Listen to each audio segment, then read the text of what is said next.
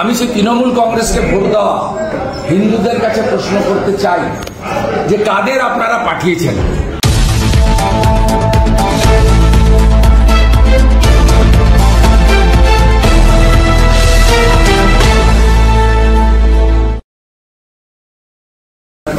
আমরা আজকে আমাদের সাংবিধানিক অধিকার, ভারতবর্ষের সাংবিধানিক অধিকার আছে নিজ নিজ ধর্ম পালনে।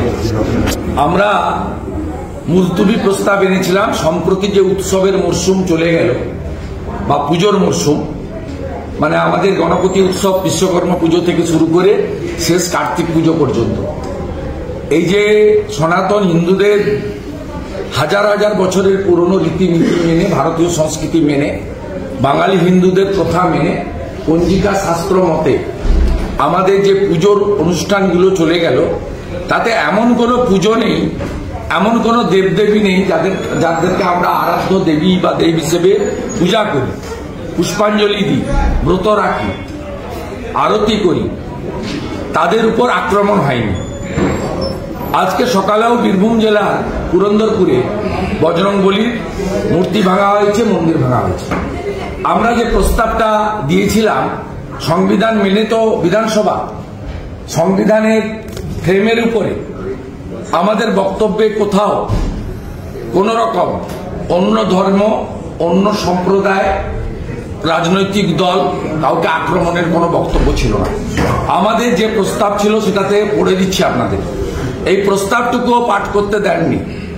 এখানে হিন্দু বিরোধী সরকার চলছে এবং দুর্ভাগ্যজনক হলেও সত্যি যে হিন্দুদের একটা বড় অংশ বিজেপিকে ভোট দিল, এখনো একটা ভালো সংখ্যক অংশ তারা তৃণমূল কংগ্রেসকে সমর্থন করে।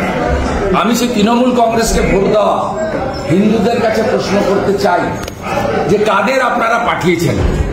অধ্যক্ষ বিমান বন্দ্যোপাধ্যায় তিনি আমাদের এইটা পড়তে দেননি। এই লেখাটা আমি আপনাদেরকে পড়ে দিচ্ছি, আমার সোশ্যাল মিডিয়াতেও আমি পোস্ট করব। ভারতীয় সংবিধানে ধর্মের স্বাধীনতার অধিকারের কথা সুনির্দিষ্টভাবে বর্ণিত আছে। Right two freedom of religion, article 25 to 28, 25, 26, 27 এবং 28 ধারায় যা এই রাজ্যে লঙ্ঘিত হচ্ছে বারবার, যেমন ফালাকাটা, গার্ডেন রিচ, শ্যামপুর, রাজাবাজার, নোদাখালী, বেলডাঙ্গা প্রভৃতি স্থানে একটি বিশেষ সম্প্রদায় দুষ্কৃতকারীগণ হিন্দু ধর্মের বিভিন্ন ধর্মানুষ্ঠানে বিভিন্নভাবে বাধা প্রয়োগ করছে।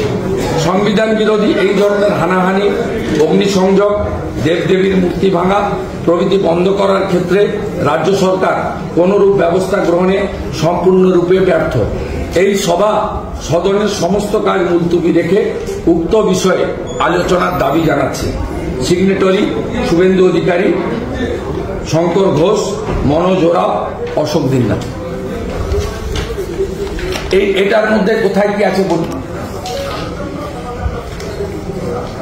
মুখ্যমন্ত্রী কালকে 1 ঘন্টার জন্য এয়ারপোর্টে যাওয়ার পথে ঢুকে পড়েছিলেন, এসেছিলেন তুষ্টিকরণ করতে।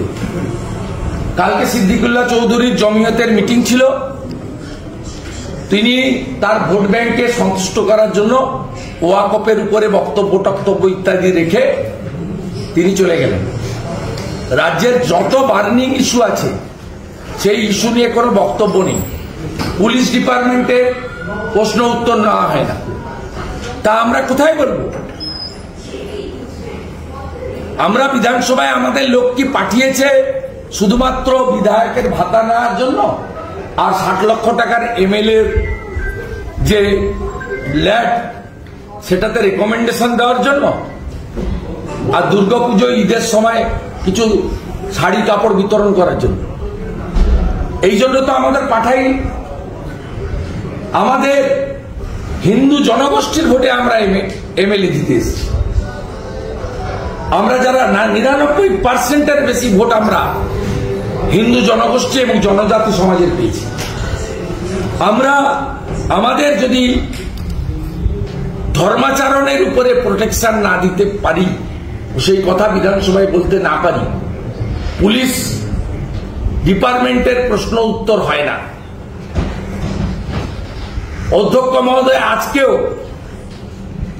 তিনি তার এটা করতে না দিয়ে তিনি যে এই চেয়ারটাকে রাজনীতিকরণ করেছেন আবার প্রমাণ করলেন। এবং তিনি যে হিন্দুদের সংবিধান অনুযায়ী, হিন্দু কেন, সমস্ত ধর্মের মানুষের সংবিধান, যে ভারতবর্ষের মহান সংবিধান ধর্মাচরণের অধিকার দিয়েছে, সেটাকেও দাবিয়ে রাখতে চাইলেন। বললেন সংবিধান দিবসের দুদিনে এটা আলোচনা হয়েছে। সম্পূর্ণ অসত্য এবং এটা এক প্রকার সংখ্যাগরিষ্ঠতার দম্ভ অহংকারের বহিঃপ্রকাশ।